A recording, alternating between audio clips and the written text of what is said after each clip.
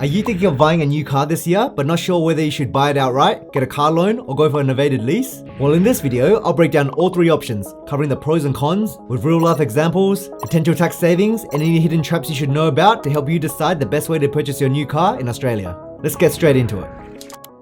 Let's start with the most straightforward option, buying a car outright. This is where you hand over the full amount in cash and the car is 100% yours from day one. No bank, no leasing company, no repayments hanging over your head. Think of it like buying a pair of shoes. Once you pay, they're yours. You can wear them as much as you want, modify them, or sell them whenever. Here are the pros of buying outright. 1. No ongoing repayments or interest. Once you pay for the car in full, you're done. No monthly bills to the bank, no interest charges slowly eating into your wallet, and no finance contracts hanging over your head. It's one less fixed expense in your budget every month, which can be a huge relief. 2. Full control. You can modify, sell, or keep as long as you want. You're the sole owner from day one. Want to add a tow bar, upgrade the sound system, or wrap the car in a wild color? Go for it. And if you decide to sell in a month, a year, or a decade, you can. All without worrying about early payout fees or lease restrictions. 3. It's cheaper long term if you drive the car for 7+ years. This is where buying outright really shines. If you hold on to the car for many years, you spread out the purchase price, meaning your cost per year gets lower and lower. Plus you skip the interest, admin fees, and regular upgrades that come with loans or leases. Here are the cons of buying outright. 1. Huge upfront cost. This could wipe out your savings if the car costs 40 or 50k. That's a massive chunk of cash disappearing from your account in one hit. That might leave you with little or no emergency buffer if something unexpected happens. 2. You could miss out on potential tax benefits. Unlike a novated lease, there's no option to package the cost through your pre-tax income. That means your car costs come entirely from your after-tax dollars, which can be thousands more expensive in real terms for higher earners. 3. Opportunity costs. That cash could have been invested elsewhere. If you put 40k into a car, that's 40k you can't put into shares, property, or another investment that might grow in value. Cars are a depreciating asset. They lose value every year. While these investments we mentioned have the potential to make you money. Here's a real life example number 1. Meet Sarah, who's 32 from Melbourne. She's been driving the same Toyota Corolla since uni. It's old, but it still runs fine. She's been putting aside $500 a month for years. So when a Corolla finally gave up, she had 35k in cash ready to go. She walked into a dealership, bought a brand new Mazda XCX5, and drove away debt-free. Her only ongoing costs now are rego, insurance, fuel, and servicing. There are no finance payments eating into a monthly budget. Over the next 10 years, she'll likely spend less overall than if she'd lease or finance the same car.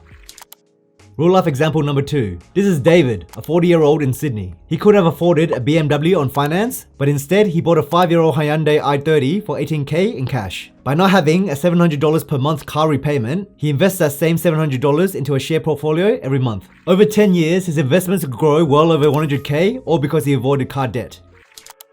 The next option is the good old car loan. And by good, I mean bad. A car loan is where you borrow the money from a bank or a car finance company and pay it back over 3 to 7 years with interest. It's a middle ground option. You don't have to pay up front, but you also get ownership from day one. Don't do it.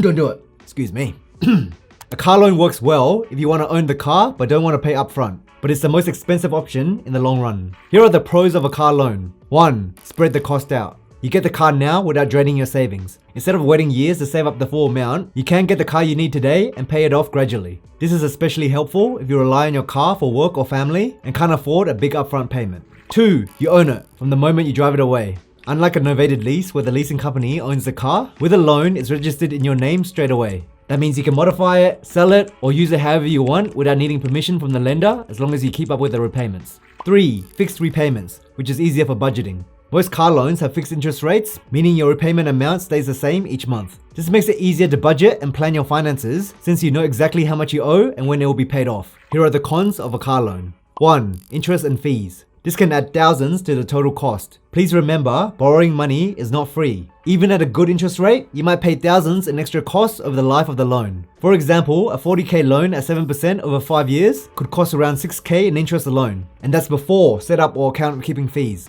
2. No tax savings, unless the car is used for business. If the car is purely for personal use, every repayment is made from your after-tax income. Unlike a novated lease, there's no way to offset the cost through your pre-tax salary unless you're running your own business and can claim it as legitimate work expense.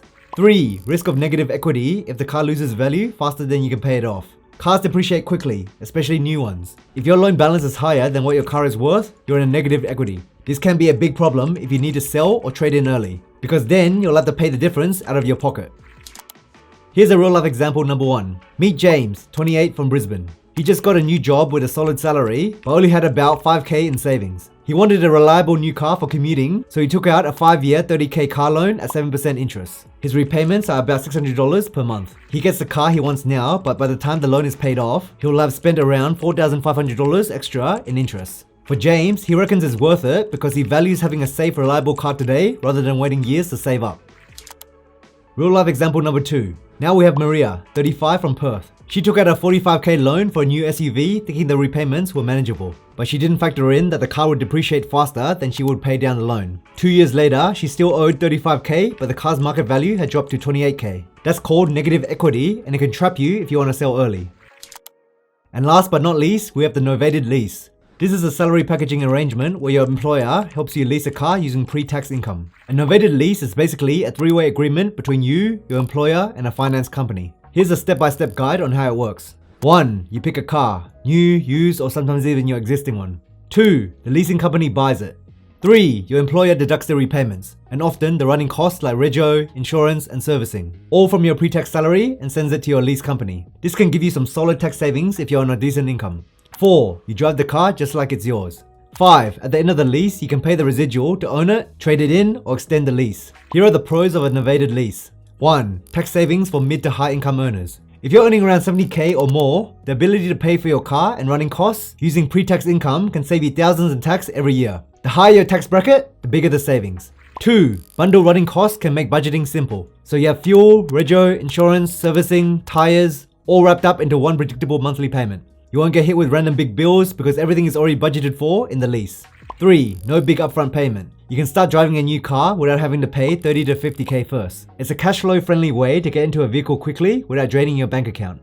4. Regular upgrades keep you in a new car. Most leases are 3 to 5 years. Once it's over, you can start a new lease on another car. This means you're always driving something under warranty with modern features and fewer maintenance headaches. So if you work in an industry where having a nice car helps you earn more money, then hey, it could make sense. Here are the cons of having a novated lease. 1. You don't own it unless you pay the residual. At the end of the lease, there's still a lump sum. The residual, also known as the balloon payment, if you want to keep the car. If you don't want to pay it, you either hand the card back or roll into another lease. 2. It can be pricier over the long term. Even with tax savings, leasing every few years can cost more than buying a car outright and keeping it for 7 to 10 years. You're often paying for the newest years of the car's life, which is the most expensive in depreciation. 3. It's tied to your employer's cooperation. Because the lease is salary packaged, your employer has to agree to set it up and process the payments. If you leave your job, you may need to take over the lease privately, losing the tax benefits, or end it early and pay fees. 4. Some restrictions on eligible cars. Not every car is available for novated lease. Some employers or lease providers have limits on makes, models, or prices. That means you might not get your exact dream car under this arrangement. Real life example number 1. Meet Alex, 38 from Perth, earning 95k a year. He leases a brand new Toyota RAV4 under a 4-year novated lease. The payments cover the lease itself, plus the running costs like fuel, rego, insurance, and servicing, all deducted before tax. Fringe benefit tax is also built into the payment since it's not an electric vehicle. So in this example, the total is around 15k. As you can see from the calculations on screen, because part of his income is going towards the car before the taxman takes his cut, Alex's taxable income drops by around 15k a year. This saves him roughly $4,800 annually in tax compared to paying for the same car and expenses out of pocket. Real life example number 2. Next we have Chris, 42 from Adelaide, who has a novated lease through his employer on a Mazda CX-5. Everything was smooth until he decided to change jobs halfway through the lease. Because the lease was tied to his employer, he had to either take over the lease privately without the tax benefits or pay the exit fees to end the contract early. Chris ended up refinancing it privately, which made the car more expensive than he had originally planned.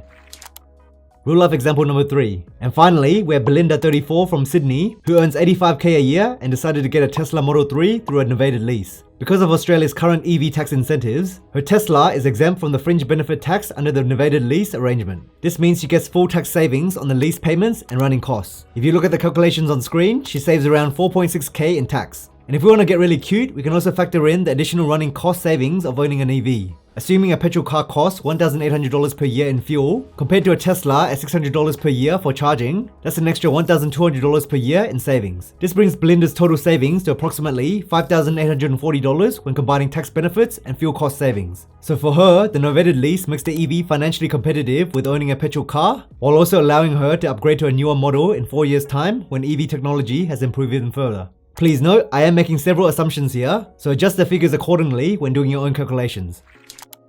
Alright, let's do a quick side-by-side wrap-up so we can see the differences at a glance. Let's start with buying outright. So buying outright equals big upfront costs, but you own the car straight away. No repayments, no interest, and it's cheapest in the long run if you keep it for 7 years or more. Car loan equals smaller upfront costs, you still own the car from day one, but you'll pay extra in interest and fees. It's good if you really need the car now, but don't have the full amount saved. Novated lease equals lowest upfront cost, plus tax savings and all your running costs bundled into one payment. It may be a good option if you're on a higher income and your employer offers it. The trade-off is you don't own the car unless you pay the residual at the end, and it can be pricier over the long term. So really, it's about choosing between lowest total cost, spreading the cost out, or maximizing convenience and tax savings. So which option should you go for? Well, there's not really a one-size-fits-all answer. It really comes down to your income, savings, job stability, and how you use your car. But here's my general take. If you have the cash saved and plan to keep the car long-term, buy outright. This is my recommendation for most people. If you can't afford the car outright, you should either look for a cheaper alternative or reconsider the purchase altogether. If you really need a car but you want to keep some savings, a car loan could work. However, I generally don't recommend this approach as you're borrowing money to buy a depreciating asset. That said, I do understand some people need a specific type of vehicle for work, and in these cases, a car loan might make sense. Just know what you're getting into. Make sure you calculate the numbers carefully and confirm you can comfortably pay both the loan and interest. If you do go down this route, please make sure you shop around for the lowest interest rate. If you're on a higher income and your employer offers salary packaging, a novated lease could save you thousands in tax while keeping you in a new vehicle every few years. If you already plan to upgrade your car regularly, this option does make financial sense. Just be sure to understand all the pros and cons rather than choosing this option simply because it was available to you.